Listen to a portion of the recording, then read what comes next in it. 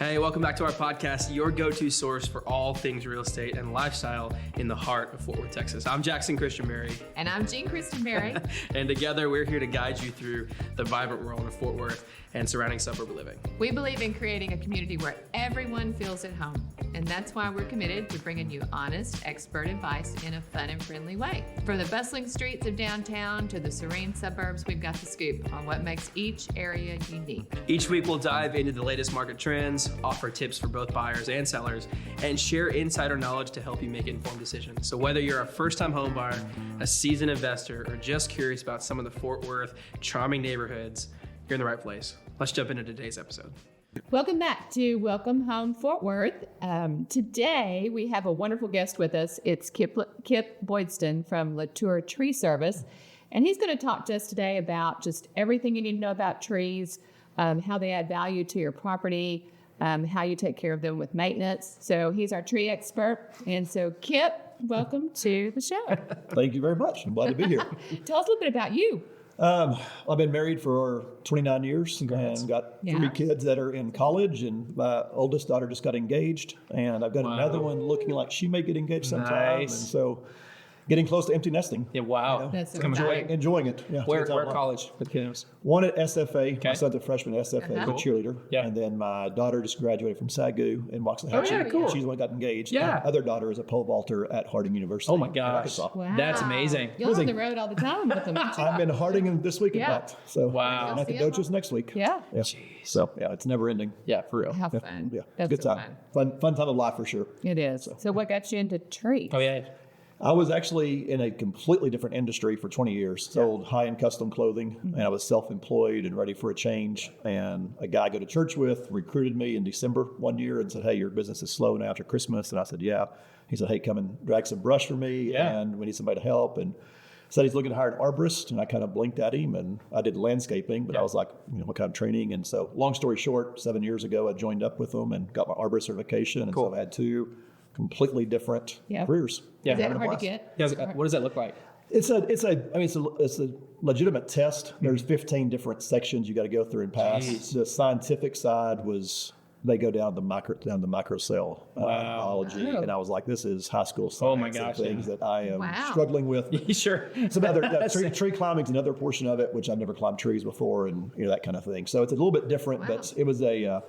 It's not impossible. You have to study up for it. Yeah. It took Yeah. a while. You got to have some credentials behind you and have some education. It's not you don't just fly in there and pass it. Most people don't pass the first time. That's interesting. So, yeah. Tree climbing. But tree climbing. That's part of it. That's part of it. Interesting. The climbers up there and those oak Yeah, trees it's and things, dangerous and work. rigging work and bringing it down safely and not destroying Yeah. property. Wow. And so it's not just knocking trees down. There's an art to it for sure. Well, you guys came to our property that we have and took out a bunch of trees. I mean, those trees were, how, 20, 30? Yeah, there's a couple. Yeah, there's live oak in particular. A couple of those large limbs over your house. Or the They front of were the house. so And big. I mean, they were so big. And y'all had people up there just climbing away. You don't want me up there.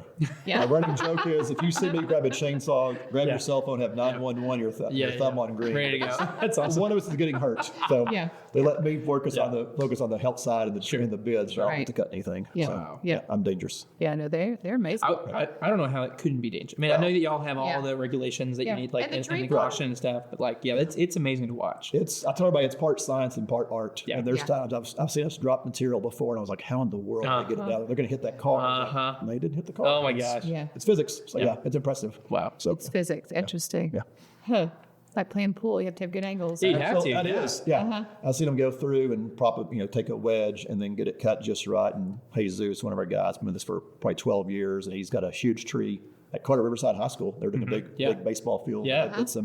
They knew we were coming out there, and they decided to put their outfield fence in the day before we came with their fence posts. And I was like, this tree's been scheduled for 18 months. Yeah. And Man. so we had fence posts, and he looked at it and made one more cut, looked at it again. And I was like, well, here goes nothing. He dropped it down between two fence posts and didn't touch anything. Where? I was like, all right, Jesus, that's impressive. Wow. You're skilled. He's a dude. Wow. So, yeah, it was only a $6 part, little post would have been nothing replaced, but he didn't touch it. So yeah, But to we're have good. that kind of aim and be able to And be able to see it. do that. You've got factoring in wind and see it, but lean. do it. Absolutely. You know what I mean? Like, golly. Yeah. It's fascinating to watch. They're good. We tell people it's fun to watch us work for sure. Oh, sure. Yeah. Yeah. If anybody has a tree that's like close to a house or, there's any risk of that, I mean, you want somebody who knows what they're doing. Absolutely. Yeah. A lot of fly-by-night companies, the small guys out there that just, they can get themselves in a hurry and mess up some things quickly.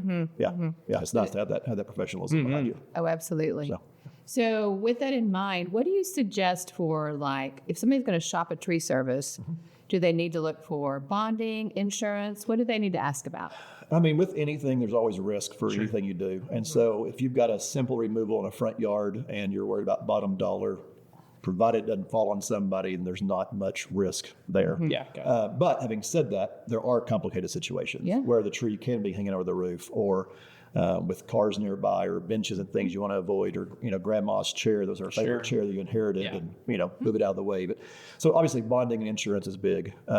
Reputable companies will go through. They'll be happy to supply a certificate of insurance if needed. Okay. And so That's not unusual. You can just ask for that. Yeah, we just ask for insurance. They get it to them, and they know. And so we've got plenty of liability coverage for that. Larger companies will have guys that are, true W-2 employees able to get through, and they've got workman's comp, which is not real common. And so you can ask, as a homeowner, if you want to be protected, you can ask them those questions. Hey, tell me about the size of the company and what all you offer, that kind of thing. Cool. So, Good. So that's good. So we've got all of our guys are W-2, they're employees, and so we're able to stay working year round. And with me doing most of the sales, it's my job to keep them employed. That's right. Keep them going. And so, but just be smart. Just if you're asking for reputable, if it's an easy removal, 2 guys can do it pretty easily. Sure. And that couldn't be dangerous. Just do your research and make sure they're trusted. Referrals, talk to other people. Make friends and family and neighbors, and everybody has bad stories, And so, and if the company does make a mistake, what do they do to rectify it? We're a good reputable company. We do make mistakes. When we do, we always own up to it, take care of it, and move on. Yeah, that's cool. So that's an important thing to Oh my gosh, See all those 5-star reviews, like, do you have any 3-star? Somebody's bound to be unhappy at some point. You're bound to have broken a chair or something, and They had to make up for it. Exactly. Make sure they're honest with you. So it's cool. That's good. I like that. So we've got a lot of buyers and sellers that kind of listen to us and they're looking for advice. What would you say would be good advice for a buyer about trees if they're looking at a house? What should they be paying attention to? I mean, the first thing I tell people is just kind of curb appeal. As soon as you get out, just look. Does it look like it's been maintained? Does the grass look like it's in good shape? Or has it been edged? Which by the time they get to you, hopefully you've had that discussion before it goes to showing. Sure. But at the same time, looking up there for large dead wood, do you have anything that looks like there's dead limbs that could fall on above driveways, things that are on roofs? And then also check the quality as far as the house, which y'all know about. Make sure the shingles aren't worn through. You can tell, hey, that tree was just trimmed, but it hasn't been trimmed in a long time because they did it just because they're showing. So just look for that, and then obviously trees will definitely bring in value. Tell everybody. Oh my gosh, yes. The front yard, you can take down a 16 or 18 inch, 18-inch tree, and you could drop $20,000 or $30,000 asking price just because it doesn't have that same appeal. Well, that's the. I mean, like new construction, people love those new construction. What's the biggest complaint? The trees. Like people go to older built communities because of the trees. They love the established feel where it's hanging over the street. I mean, absolutely. Right. Well, and just the flip side is when you build that new house, those first 2 or 3 years are great because it's so efficient. You don't worry about anything. And then that 4, 5, 6 year mark, those windows are a little bit of aging. Right. It's not as comfortable. Exactly. You don't have shade. There's no shade anywhere. You got a long time until it comes So larger trees are obviously a big selling point. But looking for those structural integrity of trees, making sure there's no problematic limbs or splits or things that a lot of people won't notice. So it might not be a bad idea to bring an arborist in or somebody to come in and just do an inspection before. We have a client right now who is considering doing just a landscaping work in the front yard because they have trees that are just over that have no light coming through. Right. Is that just it's just going to have to be that way in those situations, or are there things that y'all can do on your end? Obviously, you can pick better grass types that work better in shade, of course. But on your end of the thing, is there ways you'd recommend people trimming them up? How does that work? Yeah, we get the discussion all the time, and especially just with where the weather has been. The last several years, it was like I talk to people all the time. If you want to see God's sovereignty, just look outside and see anything alive. We had the freeze in February 21, the drought in 22, the drought last year, awesome. And it's just. People are looking at grass, like my grass isn't filling in, and they need the. I was like, well, we can remove all the trees. The grass still is not coming back. Okay. You need to resod. Okay. But to answer your question specifically about trees, it comes down to you need to have some windows of daylight coming down. And so simply just thinning out the canopy, you're not always going to get good coverage with that. And then we've had the summers, we've had compaction's a big deal and water's running off. So just soil, soil amendments and things. Sure. So yes, there are certainly some things, but sometimes if it's a heavily wooded lot, you may need to remove a few trees. If you really do want to have grass. I tell everybody, you go into a forest, find the grass. It doesn't exist. You've got to go through and clean some things up and get it elevated and raised up, but also you may need to bring some sod and some prep work. Yeah, that makes sense. Yeah, that makes sense. So when you bring somebody in, like especially if you have we have these huge live oaks, so you bring somebody in to work on a tree that's precious. Is that somebody that you're going to want to have an arborist, or what do you look for there? In theory, there are people who've been doing it for a long time. The certified arborists are obviously knowledgeable and trained in ways that tree cutters may not be. But like anything, you can also find those good old boys that have been a farmer forever and they are brilliant minds and they can't tell you why they know anything. They just got years of experience. So you have those guys that are very qualified cutters that don't know why they know it, they know it.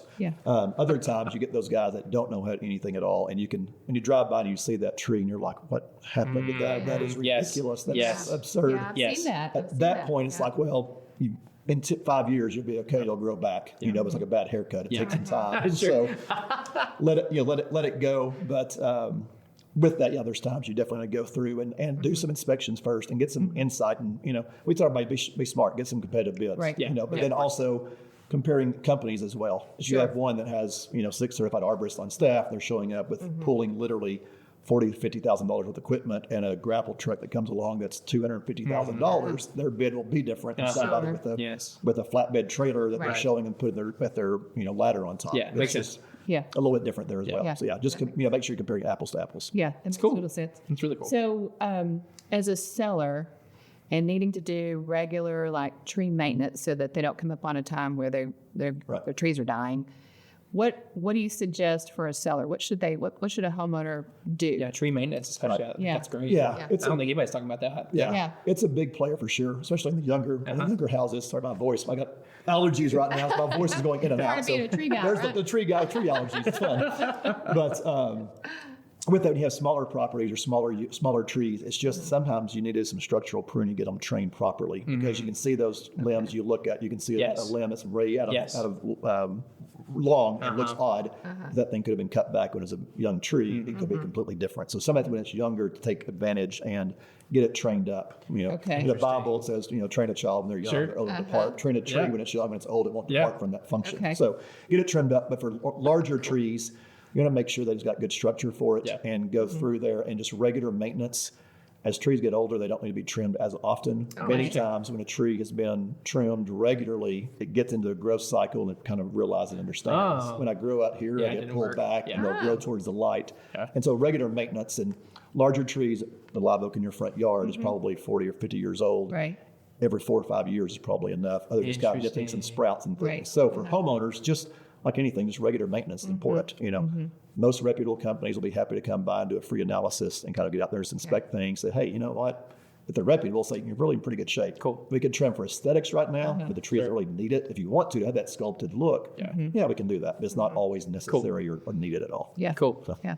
And do you plant trees? Yes. You do that Yeah, too? we're full service. We plant them, remove them. We can treat them, insect disease, pest control, all those things. So any tree that's stressed which right now with the weather again, go back to beat that dead horse again. Everything is stressed. Yeah, sure. I tell customers regularly that if I'm grading a tree on the school grading system of A through F, their A trees just aren't out there. No matter how much you love it and whisper to it and brush it. Yeah, right. It's just it's stressed. The weather's been Yeah. tough. So sometimes it's just managing expectations as well. Yeah. Letting customers know, hey, we're just trying to manage this and give this tree the best life it can have for its life expectancy. And sometimes it's kind of getting unstable. It's time to remove it and make it, plant a tree in its place or things. So yes, we plant as well. Yeah. I've heard of tree replanting as well, where you remove it and then you transport it and replant it somewhere else. Is that still the thing? There are companies out there, running joke, if you have enough money, you can do anything. Yeah, okay, sure. Yeah. Yeah. Heard about it. I'm sure it has to be so expensive. Yeah. I heard about a gentleman up in Maine recently that spent $2 million to move a tree from his front property across the county line. They had to take down power lines and the middle of the night, street lights went through there and put it up there and set it down and replanted this tree. And it was probably a 30-inch live oak and just a massive root ball. And it's so yes, it can be done. We don't do that. Yeah, exactly. We want no part of that. But transplanting smaller trees, generally a couple of years, it gets to be really tough if anything's more than a couple of years old. Wow. Or Japanese maples, some little small red buds, small ornamentals you can do. do those. Okay. Once you get a deciduous shade tree that's 2 or 3 inches, that root ball to get's going to be larger than this table. Wow. At some point, it's just several hundred pounds to try to go through and keep it together without breaking it. It's hard to do. And that tension going to be so. Wow. Exactly. Yeah. And then you wind up putting stress on the trunk, and it can snap or bruise. And then years later, you see the damage done that you don't see for a while. That's so interesting. So, That is so interesting. Wow. Hey everyone, real quick before we get back to the show, if you're on Facebook, Instagram, or YouTube, we'd love to connect with you. We post a lot of content like this in case you miss an episode, along with more Fort Worth and surrounding suburb local insights and finds. You can find our team at the Christenberry Group on all social platforms, or you can connect with Jackson and I personally on our Facebook and our Instagram accounts. Just be prepared for lots of pictures of my grandson on either account. Now back to the show. Well, since you guys plant trees for people, are y'all able to consult with them about, how do you decide how close to a house you're going to plant certain trees and all that? I mean, because we see a lot with foundation issues here, Right. And with it having been such a drought that it seems like maybe some of the trees are really, struggling and looking for water even more. Right. So, yeah. One of the big things with that, a lot of these new houses are going through and putting irrigation systems in around the foundation. And as a general rule, most trees will not do a lot of damage to foundation. Septic systems, they definitely can. Okay. Plumbing, plumbing lines running out to the street. Anything that has a crack in it, it can. Okay. So by and large, it's going to be things on top, which will be your sewage and sewage and drainage. Okay. But around the house, there's really not a whole lot. Having said that, sidewalks, driveways, things that don't have as much rebar, they're not poured as deeply, those can definitely shift. Okay. Everybody walks through downtown and you see a sidewalk that's 2 inches. It's like that's a tripping hazard, and there's things that can be done. So obviously, to make to your point, the right tree in the right place is key. People go through, and I always use the example of Bob Ross, the painter, the happy little trees. And one of these landscape architects or even home builders will go through there and put these happy little trees in, not thinking that, when 10 years will be beautiful, and 15 years are crowded, and 20 years, I don't know what to do anymore. My grass is gone.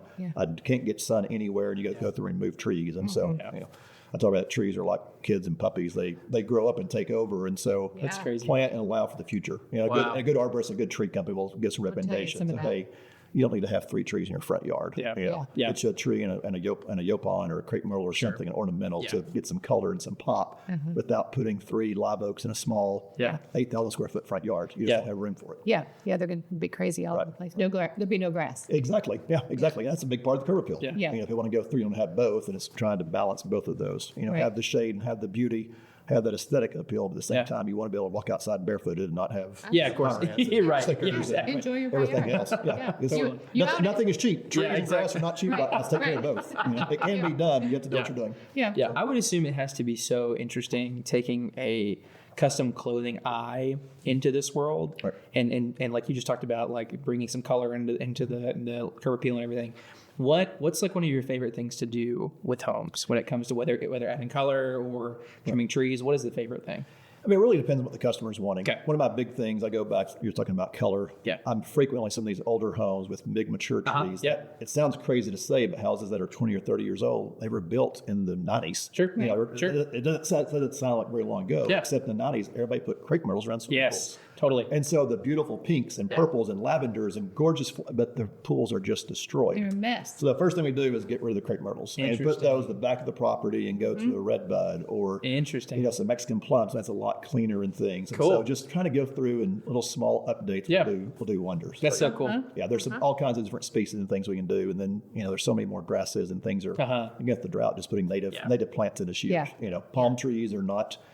I've got a lot of landscapers aren't putting palm trees at all because it just gets too cold here. Sure. The last 2 or 3 years, I've got customers that spent thousands of dollars in replenishing, and the next year they're dead. Oh my gosh. They did nothing wrong. They just can't handle. It's just this area. This year we had a mild winter. We still had 4 days in the low teens in January. That's enough to shock everything. So trying to be kind of be smart what you plant. Wow. So you can recommend trees that don't make messes around pools and things like that.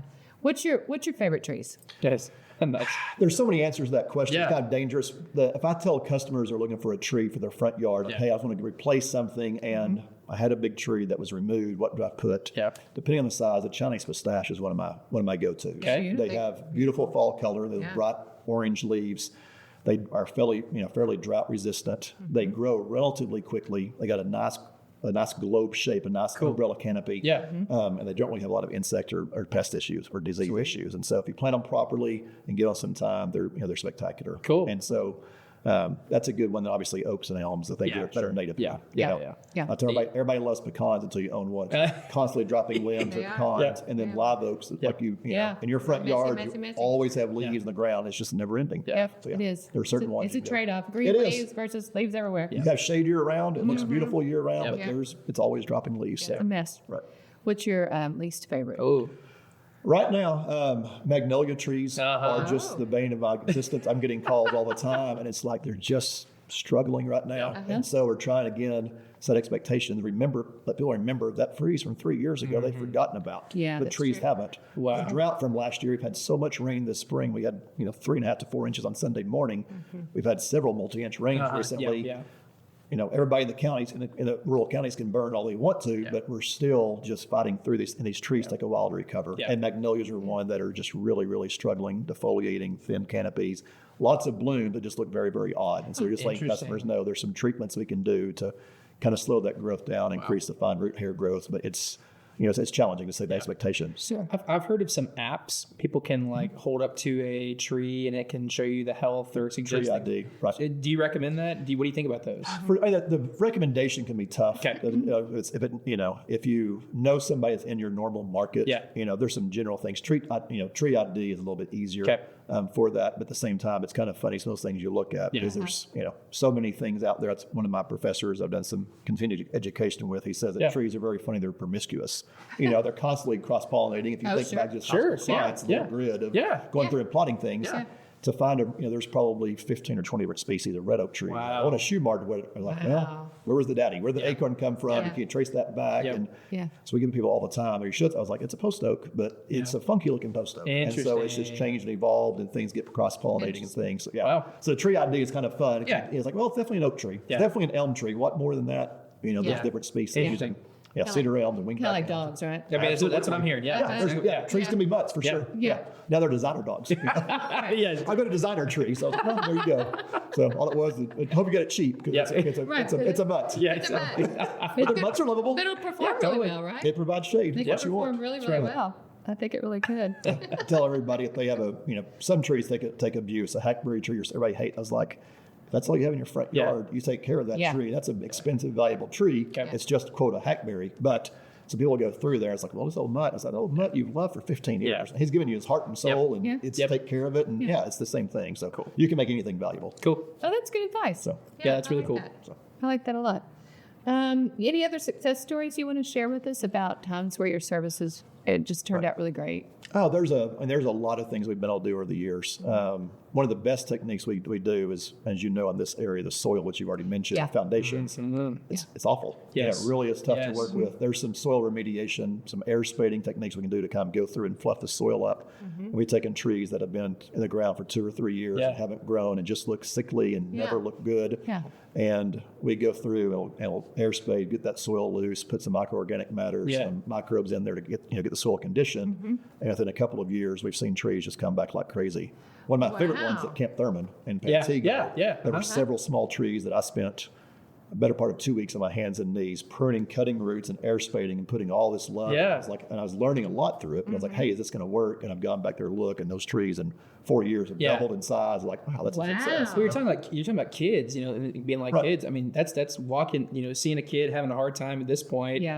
Intervening, helping them out, being there for them, mentoring. Mentoring, and then just seeing that. Right. So that's so cool. It takes some time. It's like it's not immediate. And there were some I took and I cut some. I was like, this tree going to make it? Which with kids, sometimes you press so hard, they're going to come back. Sure. And then 2 years later, they wake up one day. I was like, man, my life is better. Look what they did. I'm glad they stood up for me and look where I am now. And Absolutely. trees, so there's some really cool things to see when you see that, So we've seen trees that are chlorotic, and we'll go through and kind of take care of, which is an iron deficiency basically.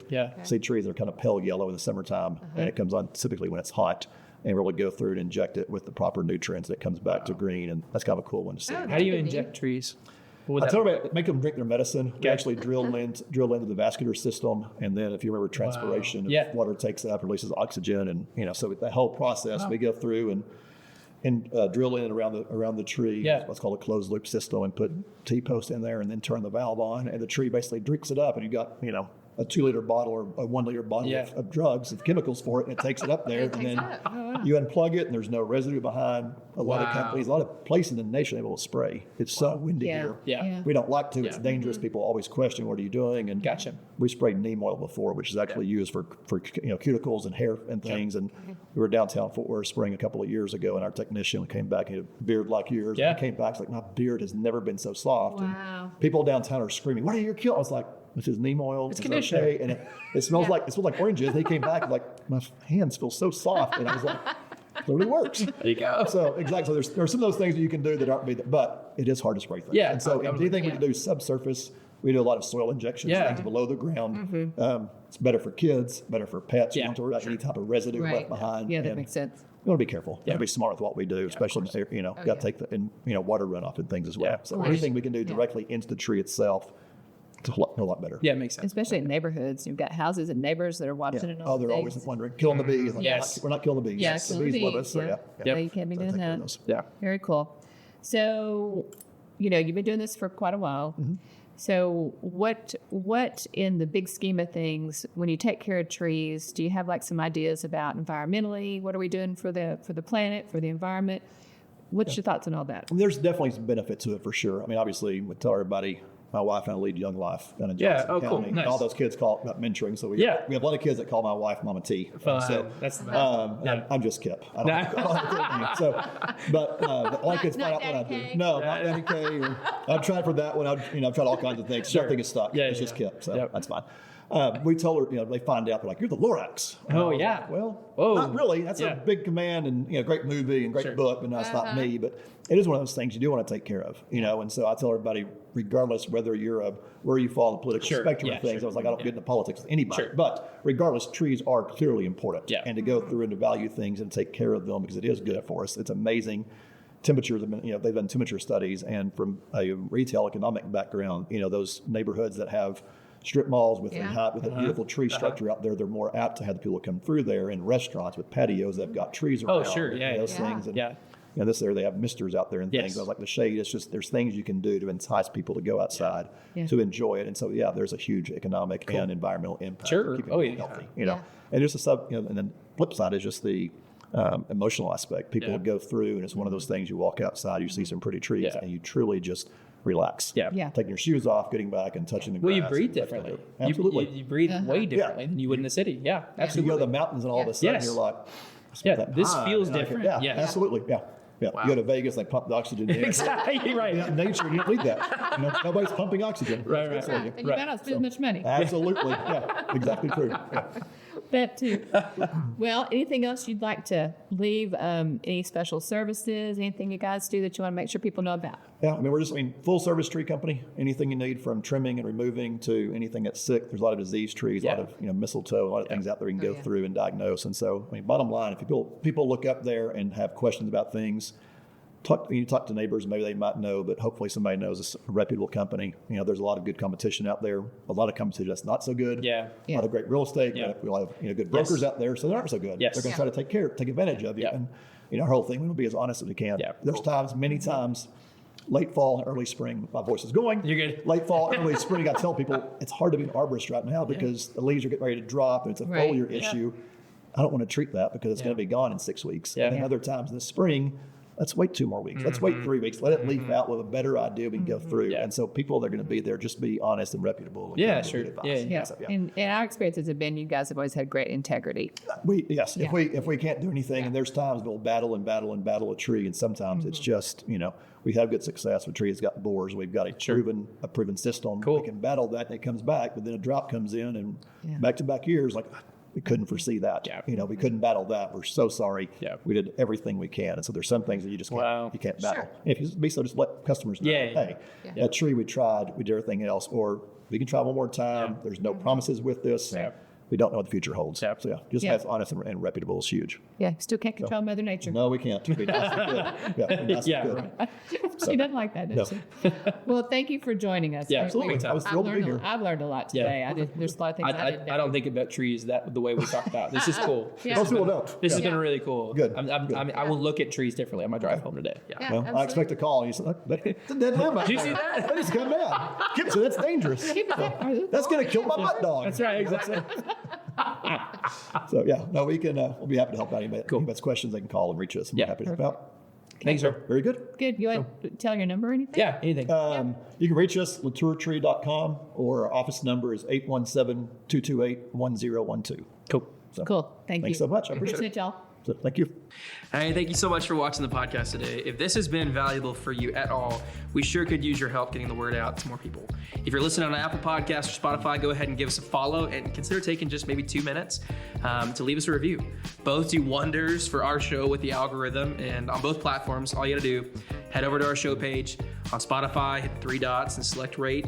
And on Apple, all you gotta do is just scroll down to the show and say leave a review. So just click that. If you're seeing this on Facebook or Instagram, a like or comment puts all the good vibes out in the algorithm for us. And on YouTube, make sure you smash that like button, subscribe, and hit the notification bell so you can be notified whenever we post a new episode. Join us again next week for more Fort Worth housing news and updates. Until then, y'all have a great week.